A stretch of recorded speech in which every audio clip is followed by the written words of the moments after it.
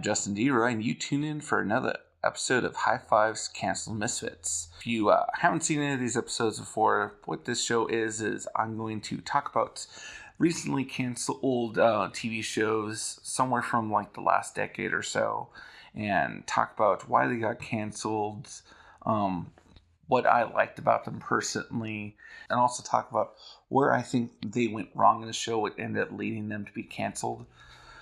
Anyway, so for today we have Son of Zorn.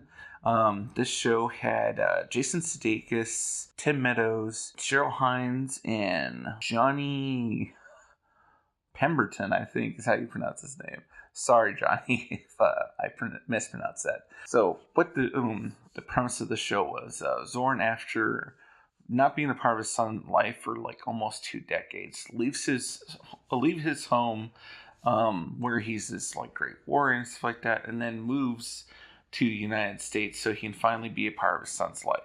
Some of the better moments of this show is basically the bizarre and wacky like fish out water scenario they have going on in this show. Some of these being the fact that he can't recognize that his boss is a woman because, he comes from this male-dominated world where, all leaders are men, and he can't grasp the fact that despite he can tell that his boss looks like a woman, he just assumes that she must be a man because she's the leader. And stuff like that just leads to really funny stuff. Also, the fact that he's always constantly, exposing his son to all these weird mystical weapons and objects and stuff like that he's brought from his home and stuff like that typically cause a lot of trouble or damage within the show is one of the funnier aspects of this show. Anyway, but then let's go on to the ratings of this show. So, ratings started out with a modest 2.44 and never really improved from there. So you already can tell, if you know how the rating system go, if you're starting out at 2.44, that's not very good, especially if you don't ever rise up from that. And the show just kept on going down from there and dropped to at 6.4 by the final episode. Reviews for the show were pretty bad, actually. For critics, we had a 59%.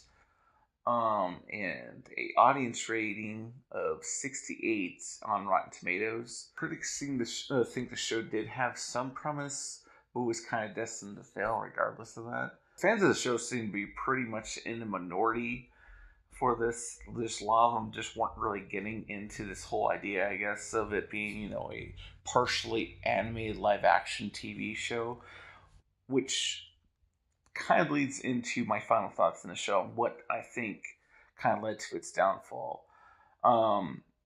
People, just didn't like the idea of it being, partially animated live action.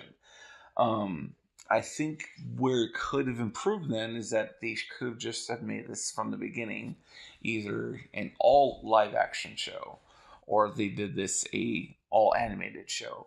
I think either or might have improved it somewhat. It's just a lot of people just looked at it from the initial trailers, maybe first episode, and just like, no, I'm just not into this, this kind of style of storytelling.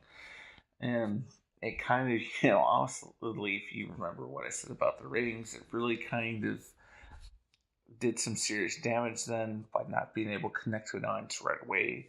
So, unfortunately, I think this is what led to its downfall. But that is going to be it for this episode. I'd like to thank you all for watching.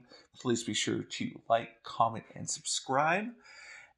And also, I do have in the links at the bottom a link to a Patreon. So if you guys like to support the show, please be sure to do so.